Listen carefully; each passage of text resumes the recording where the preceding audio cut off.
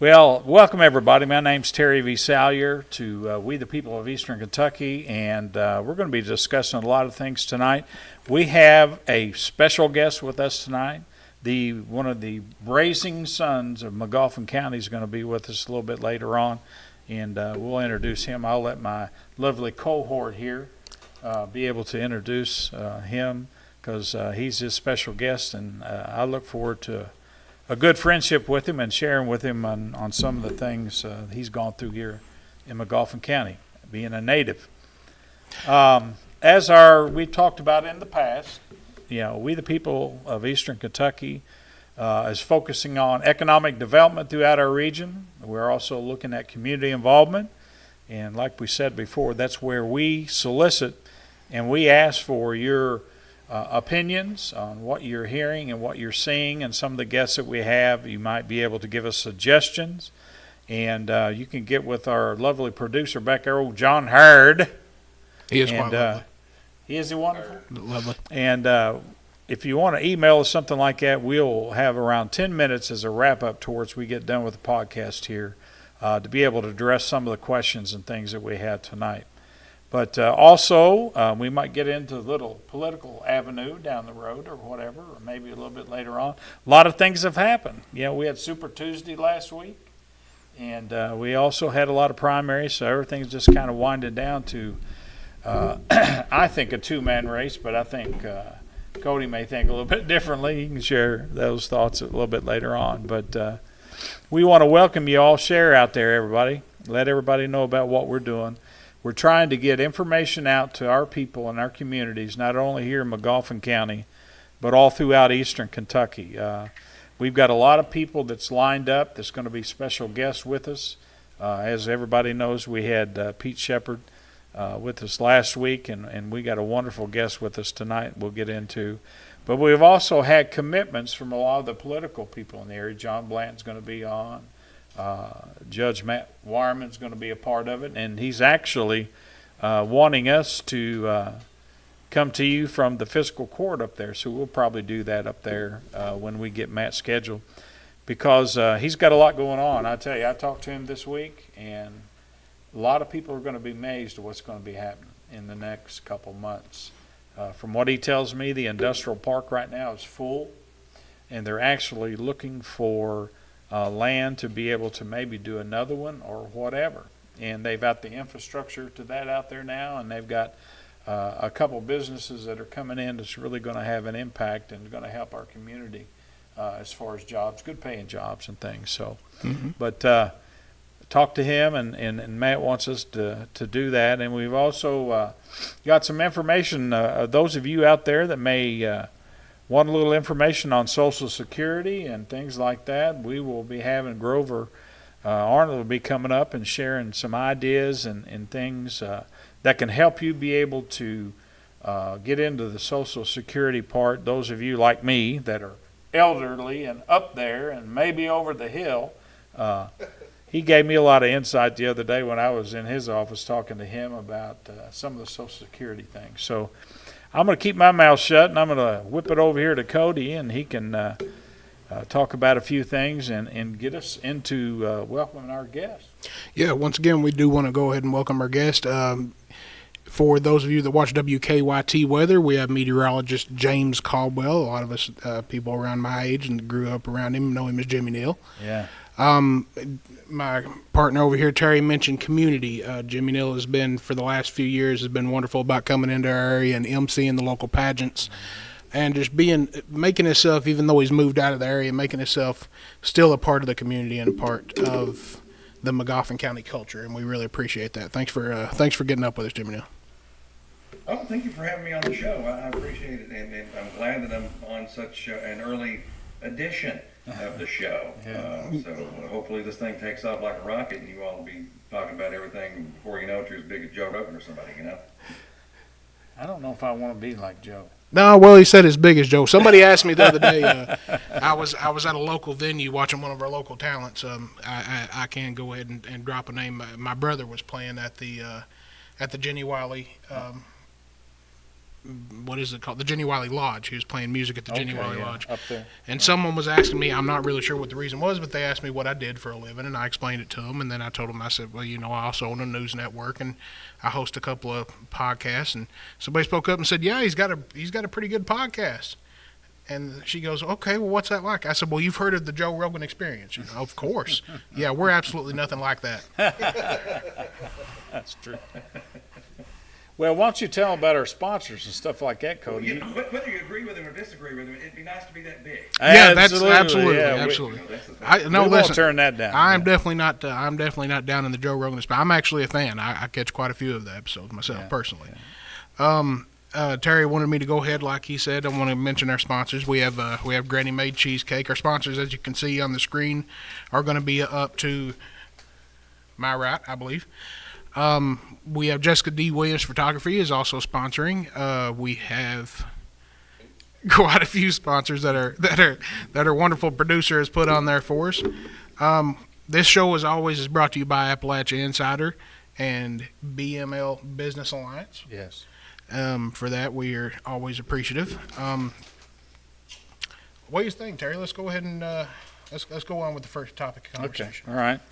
Well, once again, Jimmy, we thank you so much, for being a part of us, particularly when we're doing here. And the biggest thing about it is if there's a guy that says anything and wants to talk about people that's from Magoffin County, your name comes up all the time. And they're very proud of you, what you've done. And much like, Cody said here earlier, you've been a lot of people when they get away from home, I guess, and go to the big city or whatever and have a career and things, they forget about home. That was one of the things that used to upset me all the time. I love her to death and she's gone, but Loretta Lynn, she wanted to go and build, something down in Tennessee. But we still had old Butcher Holler up here. But, Jimmy, thank you so much for what you've done and what you've meant to this community. You've never turned your back on us. You've become involved. And everybody in this county appreciates you so much. And well, I appreciate that, fellas. I don't know that I've done a whole lot. Just making yourself available, that makes a big difference. Other than, really try to represent Appalachia. Well, okay. Well, there's that. Yeah. But I love Appalachia.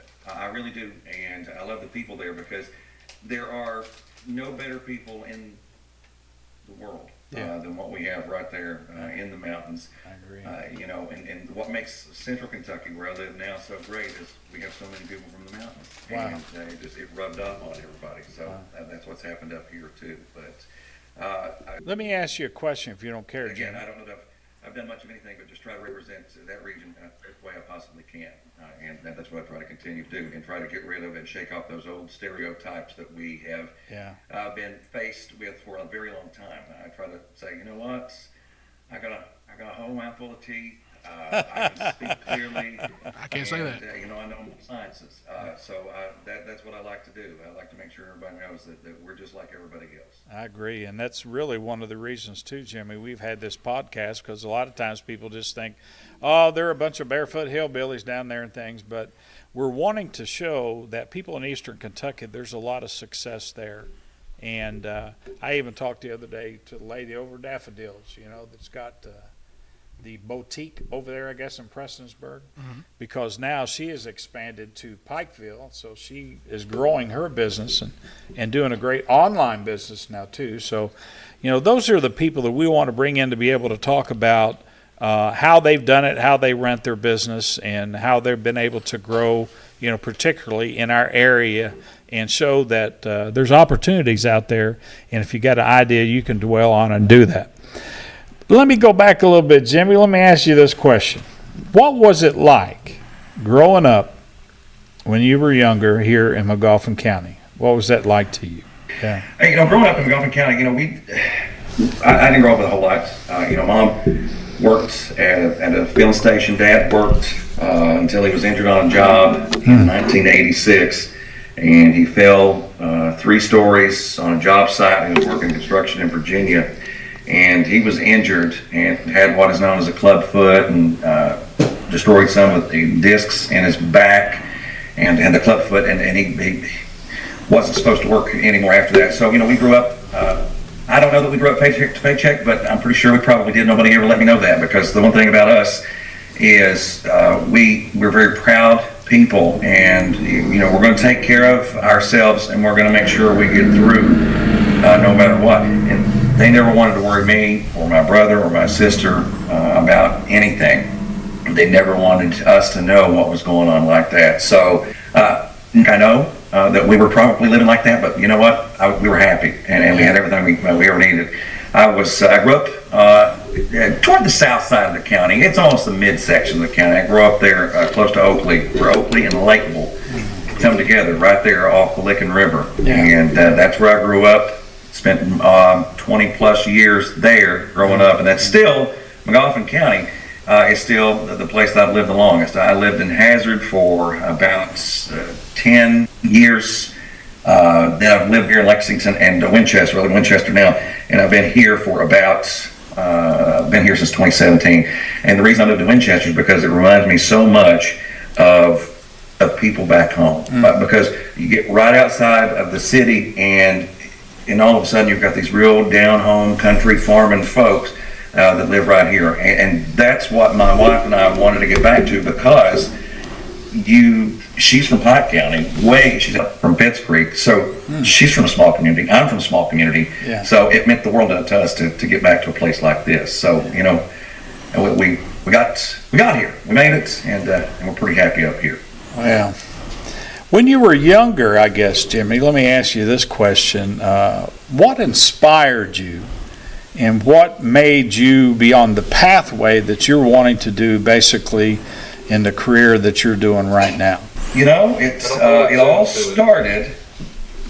started somewhere along the way when I found out that just by being yourself in front of people and having a good time, you can make a career out of that.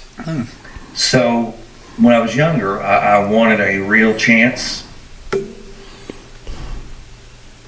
to not perform in movies or on stage, but to be part of a news product. So in the beginning, when I was first looking at this particular path, I was looking at just being a news reporter, believe it or not. And then I was given an opportunity to go into weather. I was really young when I first started doing weather. I'd worked at the radio station there in Sagersville, WRLV. So that was how I was kind of fine-tuning all the skills I could to communicate, because that's what this is all about. Yeah.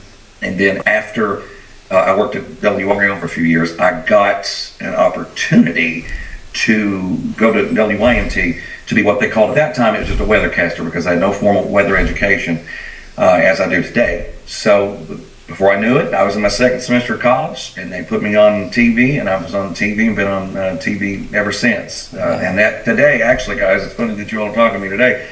Today is 23 years exactly since I started. Yeah, that is awesome. Yeah, that's great.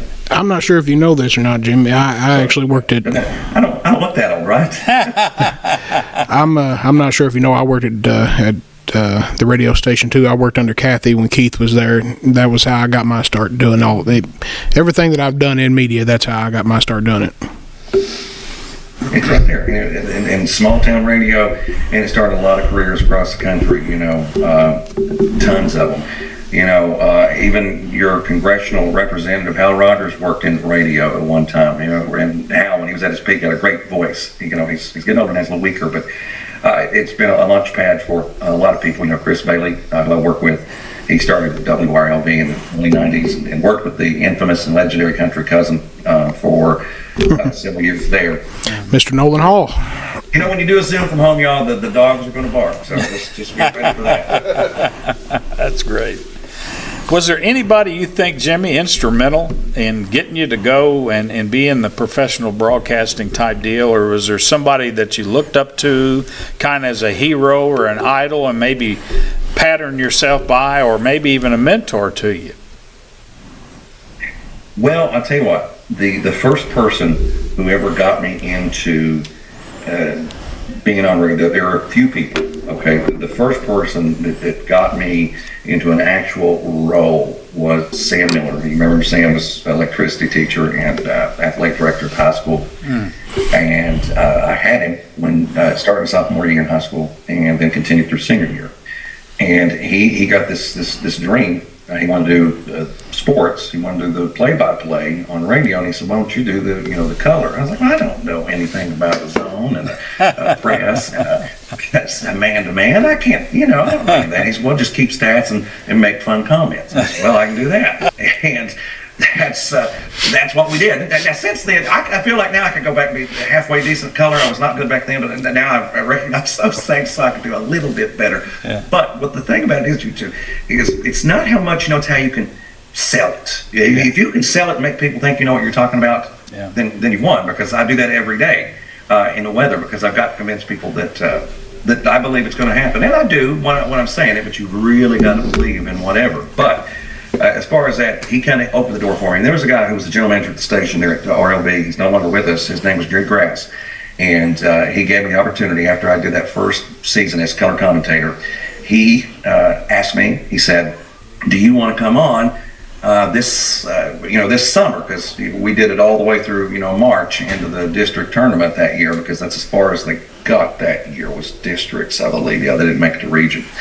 And then we went to, then he said, "Come on down." And so I did. And I started that summer, and that was kind of the beginning of all this. So if you look at it from that regard, I've been in the business of communications for 4 decades. So you go back to the 90s and all the way up to now. When you say 4 decades, it just sounds kind of pretty and fancy, other than, 23 years. But I've touched 4 different decades. Yeah. So those guys, they got me going. And then Tony Turner, the late Tony Turner, who was the news director and main news anchor on WYMT, he gave me that shot to get into TV. And I've been, like I said, I've been here ever since, and so glad that I did that. Yeah. Great opportunity, overwhelming for a kid that was 18, because a lot of responsibility came with it, and a lot of people that want to, cuss at you a little bit. They want to fuss at you a little bit. They want to say bad things to you. So that was tough, trying to learn how to navigate through all that. Some of the criticism you got at that age. Yeah, I noticed one of the things that really impressed me, Jimmy, about you is when Magoffin County won the 15th region here in basketball the other night, you jumped right on there, made a comment, and says, "Well, I'm so glad to see that you guys will be coming down the Rupp, and I'll join you there." And so I thought that was a perfect example, of your heart and your soul and your spirit. Still won that connection with, Magoffin County, and we appreciate that so much. Was there any obstacles? Let me ask. Go ahead, jump in there. If you don't mind, Jimmy, I want to ask too, because I have to hold you to that. Okay, there's just a little bit of a delay. I got to hold you to that, because I do have to ask. You named quite a few people that helped give you a start, and I appreciate that. But is there anybody that, when you were growing up like me, like as I'm growing up and I'm watching the news, we didn't have a lot of options for news coverage at that time. So me, one of the people that I looked up to all my life, and this is probably going to sound stereotypical, Dan Rather. So I want to know if there's anybody that made an impact, and you thought, okay, I like that. I would like to model myself sort of after that. Yeah.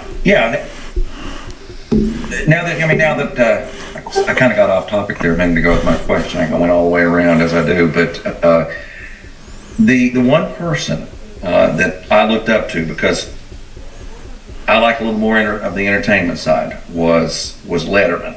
It wasn't Rather, it wasn't Brokaw, it wasn't Peter Jennings, because I never fancied myself as a true news person like that. It was always somebody that was able to have a little fun. So when Letterman was on, that was the dream job right there. And then, of course, you got to have a big dream, even though deep down it'll never happen.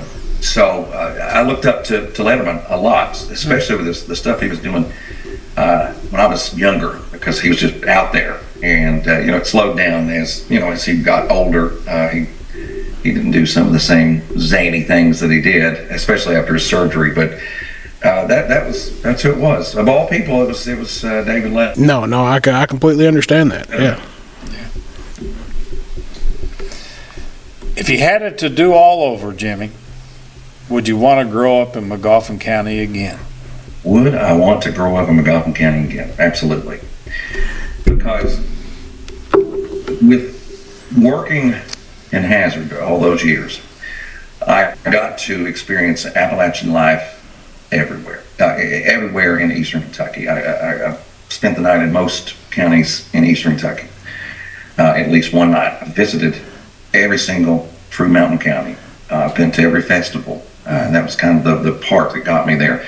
And by going to a festival, you think, oh, well, that's not really going. Yeah, it is, because you get to see everybody, and you get to interact with everybody.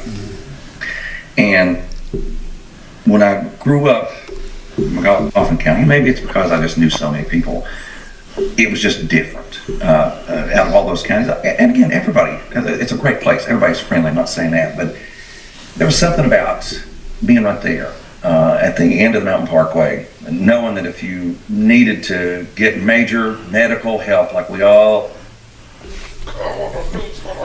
I did too. Can we hear Jimmy now? I have to turn back on the TV. He's going to be on the TV now. Okay. Maybe. I guess the next question I want you to ponder, Jimmy, is what kind of words of wisdom would you give to us Eastern Kentuckians? Because you see what your career path was and the obstacles you had to come up with and the hurdles you had to jump over and things. And there's a lot of young people, I think, in particular, that are looking down the road for careers and all that. What was the things that inspired you or gave you a direction to be able to, that you could share with them or whatever, and maybe encourage them to, follow a path similar to yours, or just give them some good insight? Why didn't we do that in the first place? Did we get it? I think the most important thing is to understand that. Can you hear me? Yeah, we got you. You sounded great. Okay. Sorry. I think the best thing to understand, and the problem is that the rest of the. I think this may be clearer than Zoom. It is. I think I can hear you all better, so it is better. Yeah. Already. Go ahead and remove Zoom from existence. Yeah, this is much better. And the delay's almost non-existent now. Yeah. See, that's what I'm loving about it already. That's good. So what everybody back home needs to realize is just because you're from Appalachia and the rest of the world, the rest of the country really says that you can't, that doesn't mean you can't. You really can. And I think that was always the biggest obstacle, because even to this day, when I run into people and they find out that I'm from a small town, Eastern Kentucky, and the first thing they want to say is, are you married to your cousin? My response is always, not that you know of. We're all related somehow. Right. Shoot. Right. Yeah. And that's the thing. And you just learn to laugh that off, even though it makes you so mad you want to punch somebody in the face. But so don't let anybody talk you down. I mean, you look at some of these wonderful physicians that we have that grew up, right there in Eastern Kentucky. I've got a cousin, Tasha Brown, that's a physician there now. Went through the Magoffin County School System. Brian Helton over there at Highlands. You've got Scott Arnett. You've got, you had Pete on last week. He grew up in a very different time and was able to become a dentist to continue on. So there are so many people at that level as well that didn't let the rest of the region hold them back. And my dentist is up here in Lexington, Max Love, who's also from Sigersville or from Rolton. He'll tell you where he's from. He's from Rolton. Rolton, yeah. And he's fantastic and one of the very well respected dentists up here. So you just can't let the people that are outside the region keep you down, because that's the biggest obstacle. I've always felt that the way they make fun, and where I've worked in Hazard here in Lexington, you think, oh, well, you've worked with a bunch of mountain people. I have, but I've also worked at these stations that bring in fresh recruits from colleges across the country. I've worked with them from as far away as Fairbanks, Alaska. Wow. I worked with a girl many years ago from Fairbanks, and then I've worked with people that are just around the corner in downtown Hazard. So what happens is you get those people in, and they're like, "Oh, you're from here? Oh, I'm so sorry." No, I'm sorry. I'm sorry that you don't understand what it's like to be respectful and love your neighbor and to be able to sleep with the door unlocked. I'm sorry that you don't know any of these great things about this region. So, and then that's what I got a lot of times. But after they got to know me and they got to know the area, I've had so many come back and say, "You're right. That was a great place to work. I'm glad I was there." a lot of the people, I have a lot of family that live out of state, live up towards the north, Michigan, Indiana, Pennsylvania, places like that. They are often amazed when they come down here just in the Magoffin County region, but not just Magoffin County, but in particular, they come to visit me and stuff like that. And we go back on, for example, the strip jobs and the ridge tops. And they're just amazed by the area and the trail riding and the opportunity for tourism that we have in this area that I think is just beginning to bud and grow here. See, that's what's happening. And the more I look at it and the more I hear about it, the more excited I am for the region. You know, when they first announced the whole rail trail thing there in Magoffin, Bradford, Floyd, Johnson counties around there, so many people were mad because they felt like they were lied to. They thought they would get their land back, and because they were promised that years ago, the rail went through. But I think, even though it may not be your cup of tea or my cup of tea, I think getting people to visit the region from away from here that are going to spend tax dollars that you normally wouldn't have gotten in your community, I think that's always a good thing. And it's not like, I haven't heard any incidents of people coming in, riding their bicycles, and causing big time, the big fight in the middle of Rolton or anywhere along that trail. I haven't heard anything. Those people, they like to ride the bikes, or they like to go out and walk on these trails. So we are learning. We're just scratching the surface now. There's so many great places. You know, you look at the Red River Gorge area, how it's exploding, and exploded over the past 15, 20 years. It's incredible. And people, when you go down there, you see a lot of Kentucky plates. I'll tell you what else you see. You see a lot of plates from out of state. Well, I own approximately, my family owns approximately 40 to 50 acres on the Breathitt Ridge in particular. And every summer I go back there and I'll see RVs parked up. I saw at one point, I think it was in the neighborhood of 60 different RVs and campers from places like Pennsylvania, Florida, Ohio. I saw a couple from Idaho. So people just coming to this place that someone at some point has told them about. And there was no advertisement for this tourism destination. People just found this place, which, you know, if people are finding you, that means there's something there. Well, you know, I talked to the mayor over in Beattyville. You know, Scott Jaggs, he's a great guy, and they've suffered through a lot of things, but it goes right along, Jimmy, what you and Cody are talking about. He said 10 years ago, people used to come into the gorge area to, like, camp, or they go rock climbing or something like this, and they would rent places.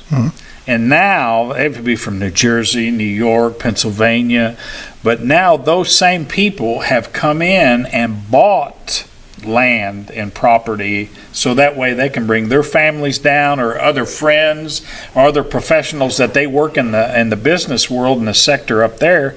They're now becoming residents here of Kentucky because of, at first they kind of tried it out, but then they said, you know, this is not too bad a place here. So I see a lot of that. Well, Jimmy, you probably know I grew up on Route 30, a little road they call Craft Creek. That road all my life was just family. You know, we own the whole holler. And recently, just recently, it actually kind of really surprised me. Just recently, an 80-acre stretch up through there just got bought out by a retired couple from North Dakota that is moving to this area. Wow. Retired from North Dakota? From North Dakota. Gee, that's incredible. And you say that now, and then what I have heard more and more of, not only in eastern Kentucky, I've heard several cases, because I've got a couple of real estate friends that are still back there, but even some that are around here. Again, remember, I'm in Winchester. This is like, I compare it to Pikeville almost. It's bigger than Pikeville, but it's a lot like Pikeville. I used to live there, yeah. Because you go right outside and all of a sudden you're in the farm country, you know, and not there in the mountains. But what I've learned that even here is people, not even retired people that can work virtual now, can work from home. They're moving to Kentucky because of the affordability and the genuine great nature of the people around them, how peaceful it is here. They're moving here and they're working from home, doing their job digitally and living here. And so, their tax money gets funneled through the system. And I mean, these people are coming from California, and you said South Dakota there. So I mean, that just goes to show you that they're sitting here, they're working, and they're right here in Kentucky too. And they've located here because they wanted to. Well, that makes a big difference. And Gorge, I don't ever see the Gorge. Everybody says, "Oh, we can have Gatlinburg, or we can have Dollywood, or we can have that." I don't ever see it being that big, but I see it being a lot bigger. Yeah. I really, really do. I think it's going to explode here in the coming years because it already has. Yeah. We mentioned during our podcast with Pete the fact that this area, thanks to Foothills, the telephone cooperative, has some of the best broadband internet signal service available in the United States.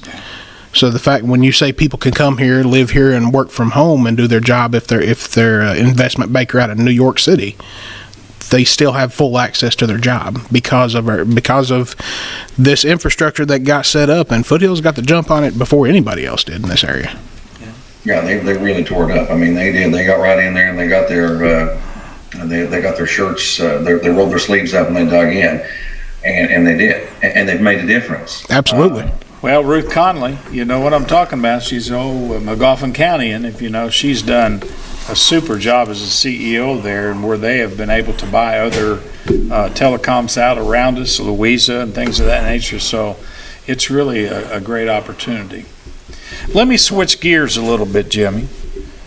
You know, wise old man told me a long time ago that the first 50 years of your life, all you think about is what kind of career I'm going to have, how much money do I make, what kind of house did I live in, and what kind of car I drive, you know.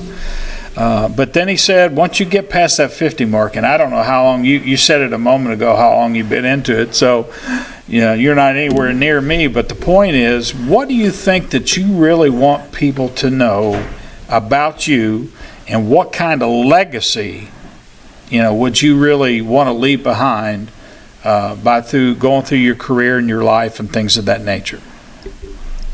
When this is all said and done, the one thing I want people to realize, the job that I've chosen to do really kind of chose me, but the one I continue to do, it was to serve the public. It wasn't to serve the public the same way someone in the armed forces serves the public. It wasn't the same way that a politician serves the public. It isn't even the same way that the road crews serve the public, because all these people do, except some of the politicians, all of them do great work. And they're out there every day making a difference, even though we don't think they are. They are. But what I wanted to realize is the main goal of my existence in this job is to make sure people are informed, they're safe when weather gets rough, and they know how to prepare for all of it. And no matter how many times I repeat the same things over and over, you'd be surprised at how many times people say, now what do I do? So that's why we always repeat over and over. Because in a moment of panic, if you're in a tornado warning, of course we all remember March 2nd, 2012, in a moment of panic, we forget what to do. So that's why when you see us on TV or you see us on a stream somewhere repeating those things, it's to try to help you focus and get back into a routine. That way you can make yourself as safe as possible.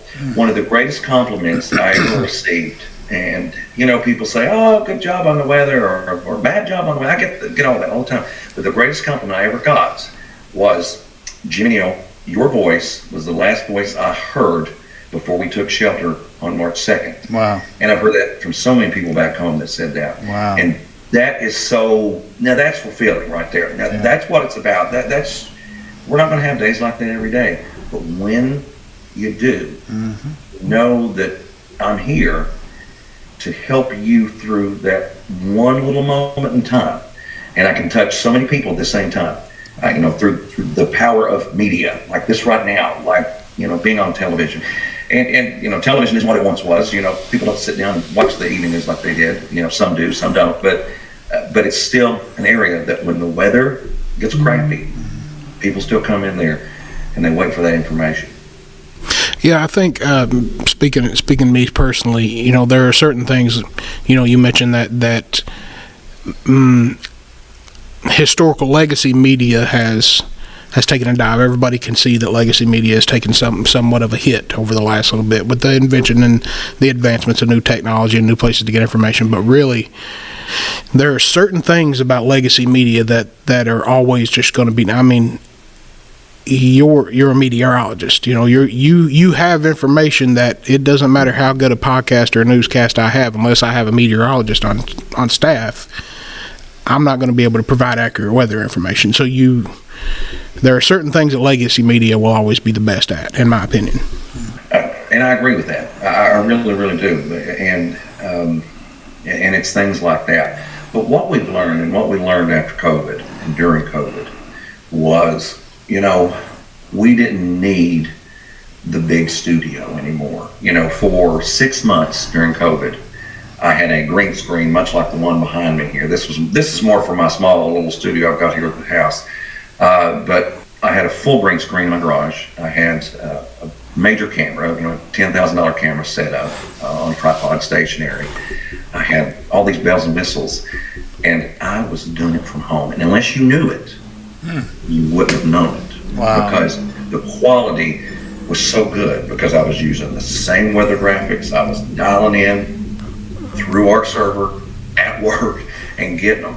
So I think that legacy media, as you say, I think we've learned we can do things a little smaller scale, and it still work. And I think that's what the appeal to a podcast is to some of the YouTube streamers that do exactly what you all are doing, because it's just down home, it's real, and people can relate. I think, and that's what a lot of these Gen Zers like. That's why they're on TikTok all the time, looking at these people, and whether you agree with them or not, that's where they're going.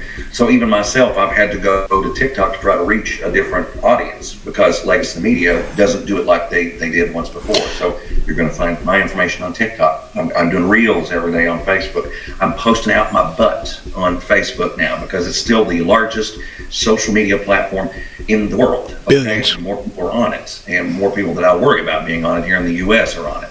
So I've got to push people out there, and I've got to stay relevant. Now, that's the battle we face. We have to stay relevant against everybody else. Well, we were mentioning, since we're talking on this topic, we were mentioning before we started the show, we were talking about the Joe Rogan podcast.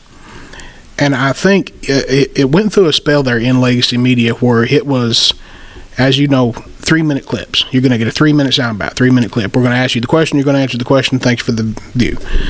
And I think that the rise of podcasts has shown that people do have an appetite for long-form conversation. To sit down and see a couple people have a conversation, and not just a 3-minute soundbite. Let's have a discussion. And people are interested in listening to others actually talk. They are.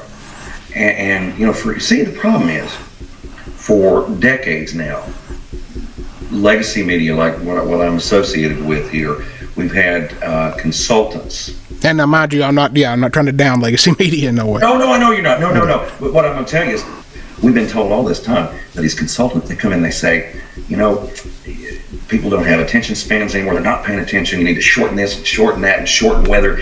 And nobody wants to hear a weather story anymore. And what I find is they do.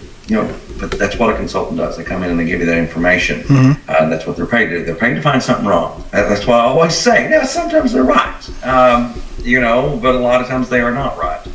So that's what we lean on. We lean on these independent research agencies to get that information. However, as you just said, I haven't watched the Tucker Carlson Vladimir Putin interview. I haven't watched any. I'm not saying I'm lying. I say I watched small snippets. But years ago, when Dan Rather himself interviewed Saddam Hussein, I sat down and watched that whole thing, all that they made available. Yeah. And because it was fascinating. It was fascinating. Here's Dan Rather talking to Saddam Hussein and going into great detail about, here's why we're doing this, here's why we're doing that. And people called him, they called him treasonous, but he wasn't. He's not a war hero. He was a journalist trying to find out the information to give it from both sides. That's what journalism is supposed to do. My news director at YMT, always said, he would pull on people's first day, he'd pull a quarter out of his pocket, and he would say, he'd hold it up and he would say, how many sides do you see to this quarter? And they'd say, well, heads and tails, so there's two sides. He would say, wrong. And they'd be like, what do you mean wrong? He said, there's your side. And he'd flip it around, there's my side. And he'd go around the rim and he would say, then there's the truth. And that's one of those things that really sits with me, because he's an old school journalist. Neil Middleton is his name. And he believed in that. And he believed in finding the truth. And where you're going to find that, You mind if I say that? you're still going to find that in local media like that. You're going to find the truth. Other places, if you watch CNN, they're too liberal. If you watch Fox News, they're too conservative. If you watch MSNBC, they're too liberal. So you're going to find their leanings are going to be forced on you. But you get to the local level, like with what you are doing, you're going straight out there and you're trying to get the best information. You're finding the truth because it's always out there. And you just got to find it. Well, it's like you said, and you brought up Tucker Carlson, so I'm going to bring up, I literally just watched last night, and you brought up Fox News and CNN.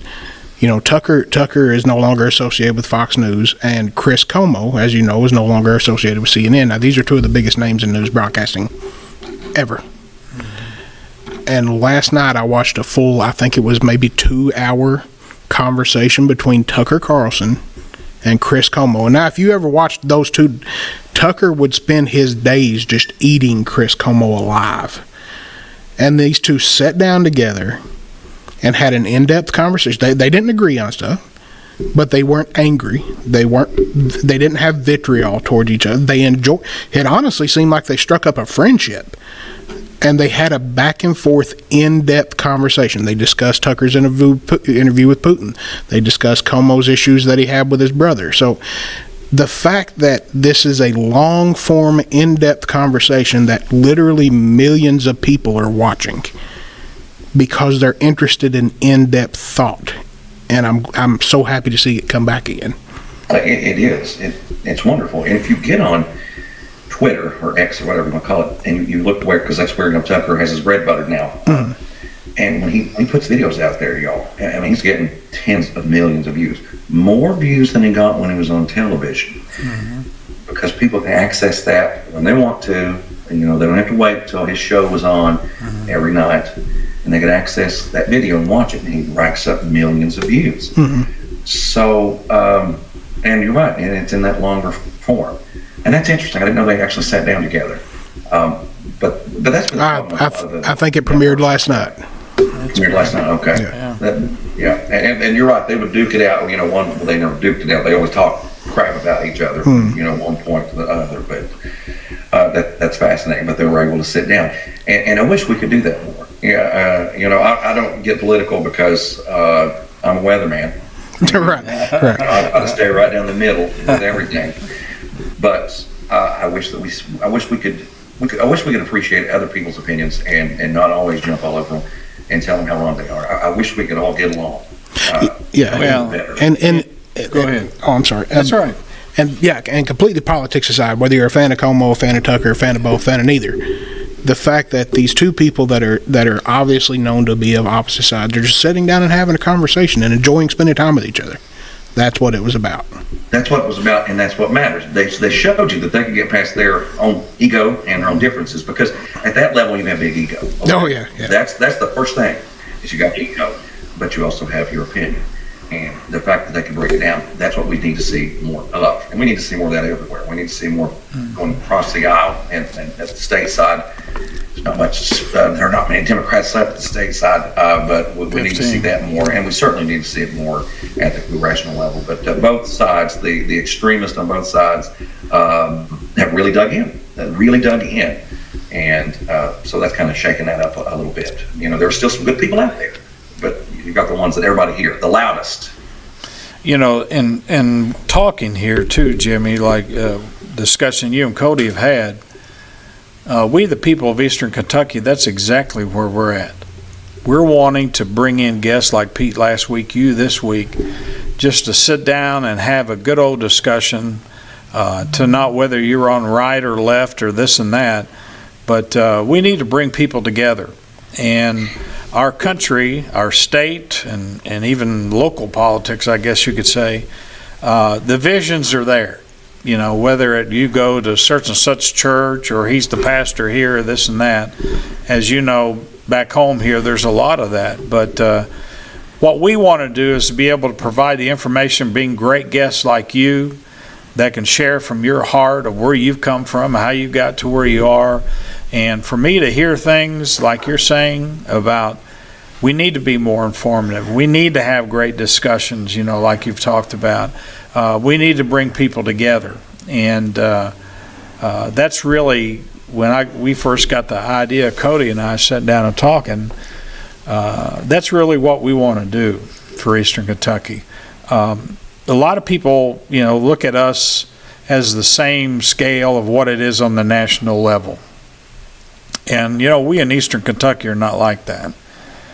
You see a lot of bickerment. You see over the left and the right and all that kind of deal. My goal in my life, and it's kind of the last question I was going to hit you with tonight, what can we possibly do, and how can we do that together as a unit to bring all these differences and all these differences of opinion? How can we come down, you know, with your expertise and what, you know, the medium that you have, what do you see as a way that we can make the greatest impact to bring people back together, particularly here in Eastern Kentucky? What you all have there is opportunity. You have an opportunity to do it because what you can do there is you can bring in both sides.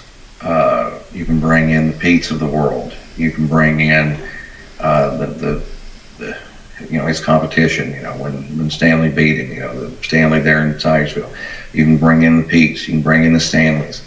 You can bring in opposing thoughts, and try to bring them down to around our way of thinking. Let them know. And if you can ever get Rand Paul or Mitch or anybody on the podcast, that'd be wonderful. Get those people on there and say, listen, we're not all, we don't agree with everything you're saying. I like some of this, what you're saying, you know, Senator Paul, or I like this, what you're saying, Senator McCollum, but what about this? It just matters on what the issue is. Or the same thing with, you know, Hal or whomever. All our names Republicans because that's all we got except for McCarvey in Louisville. But but that's what I think you do. I think you bring in everybody, and we have to learn. I hate to say this, we have to learn tolerance again. We have to learn tolerance of one another and one another's opinion. You can go through Facebook on the daily and find somebody pissed about something. And when you go scrolling down through there, they're mad because, you know, Rite Aid didn't have, or not Rite Aid, whatever's left, Walgreens. They're mad because Walgreens, you know, wouldn't sell them, you know, liquor, or they're always mad over something. Yeah. And then they're just picking businesses apart like that. Don't do that. There's a reason why something happened. There's a reason why they didn't serve you. There's a reason why you didn't get this or that.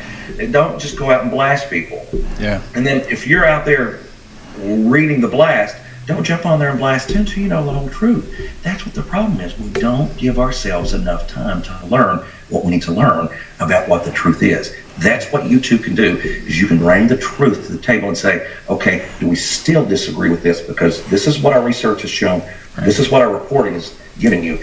We've got the truth right here. This isn't my side, your side. This is the truth. If you can do that, we can bring the world together. That's awesome. An old man once said, he who jumps to conclusion jumps off cliff. Indeed he does. A lot of truth to that. Well, Jimmy, I'll tell you, you have been a wonderful guest. Yeah, and please excuse our technical difficulties. Yeah. My biggest thing is it goes along the line. It wasn't your fault, it was my fault. Well, it goes along with what we just said here in reality. People have got to see a different side of you tonight. And you've shared from your heart and experiences and things that you've been through. That's such a blessing. It's a blessing for people back home that see you, you know, maybe on TV or on the media or doing the weather. But it's an opportunity to really get to know who Jimmy Caldwell is. And I appreciate you so much of sharing from your heart. And you have a tremendous desire for people in Eastern Kentucky. And when Cody mentioned that, well, I can probably get Jimmy to come in there. I mean, I was tickled to death because exactly what you said is we want to bring people in that people respect, and they look at their career and they know that they're people of hope and they're people of truth. And we're that way to where we want to get the truth out and get as much information as we can. So I thank you for coming tonight and sharing of not only visions and missions, but sharing yourself. It's been such a blessing for me. One of our commenters on that very topic said, and this was early on, and said, it's interesting, her name was Jessica Nicole Eldridge. Thank you, Jessica, for the comment. It's interesting learning the background of my favorite weatherman. Yeah.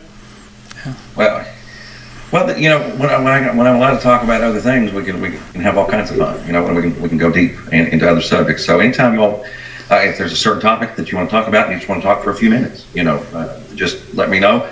We'll do Facebook video or whatever. We'll figure this out. We'll figure it all out. That's great. We'll get it, or maybe one day I'll be down there and I can sit in right there in with you. But I appreciate y'all so much and what you're doing and what you're trying to do to get the word out on one of the best places in the country.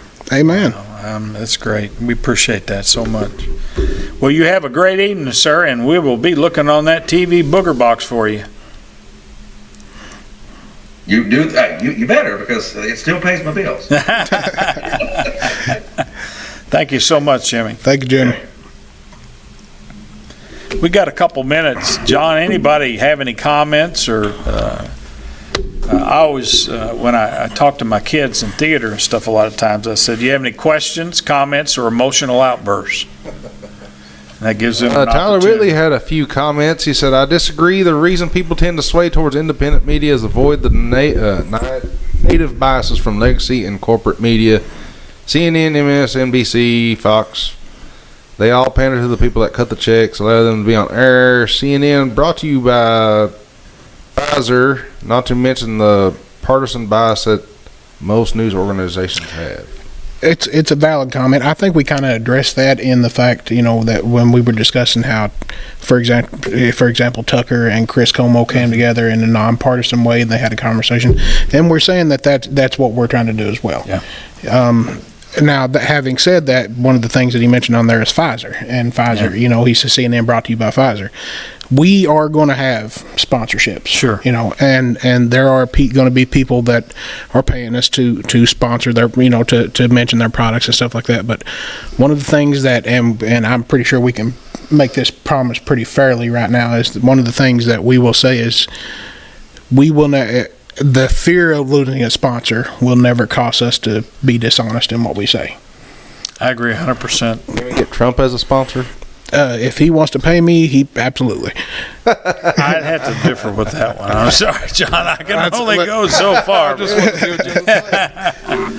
No, but I agree with Cody 100%. We thank you all for listening and sharing what we're doing. I think you can see after a couple weeks now, we've got some great people that's come aboard to offer themselves and opinions that they have, and we welcome for you all out there in the listening audience, if you have any topics, if you have any individuals that you'd like to hear from, to know more about, to know what their policies are. I'm sure as we get closer down to November, there will be some political topics that we'll probably discuss and things, particularly after we've been through last Tuesday was Super Tuesday, and the field has been narrowed down, and I guess after tonight we will know pretty much who the nominees are going to be and what it's going to be like in November. Throw us out some big names. I keep telling Joe Biden to quit calling me, but I will bring him on if you really ask. No, in all seriousness, you know, if there is somebody that you want to hear us talk to, we'll reach out to them. Most they can do is tell us no. If we can't get them,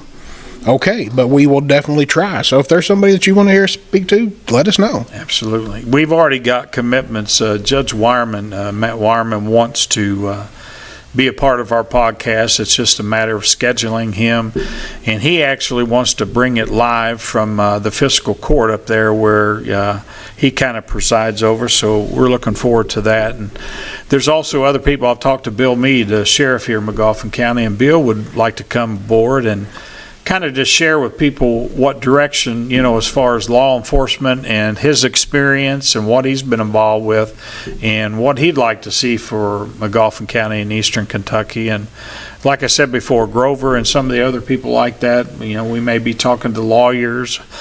John Blanton has said he would be a part of what we're doing. To state representatives. Yep.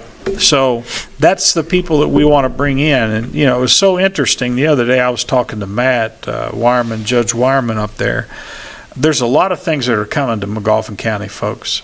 A lot of things that are going to bring industry, are going to bring jobs here. And he wants to be able to share and tell you a little bit about those. And the industrial park that's happening out there is going to be able to create good jobs and things. And he'll share a little bit more with us about that down the road. But we're here to inform you all of what's going on, and we want to hear your feedback and things. So with that, we're just about ready to wrap it up, aren't we, brother? There, absolutely. As you said, Judge Wireman is bringing a lot of things in. Appalachia Insider is hoping to be the first to break the story, and hopefully BML Business Alliance can align the businesses. There you go.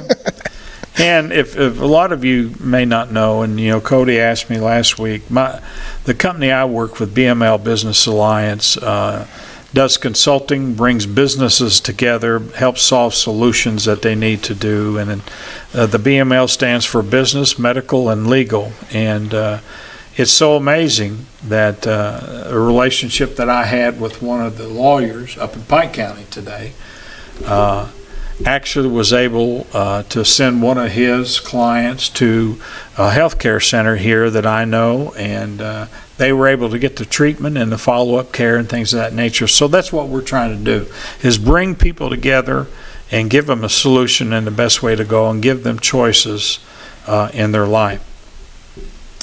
So with that, I would say we're just about wrapping it up, aren't we? We are. Once again, we want to thank our guest, Mr. Jim Caldwell. Thank everyone for watching the show. Thank you for liking, sharing. This will be available on Facebook once the show wraps up live. And thank you for our in-house celebrity up there.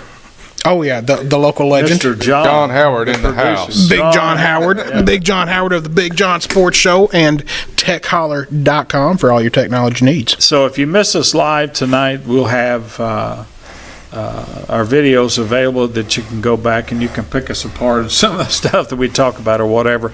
But they will be on Appalachian Insider. Appalachia Insider. They will be available. Should be on the Facebook page too. I cross-posted it. I just couldn't directly. They'll be on Appalachia Insider. They will be on. We have created a new business page for the We the People of East Kentucky podcast. They'll be available there as well. WTO. WTOPEKY. There you go.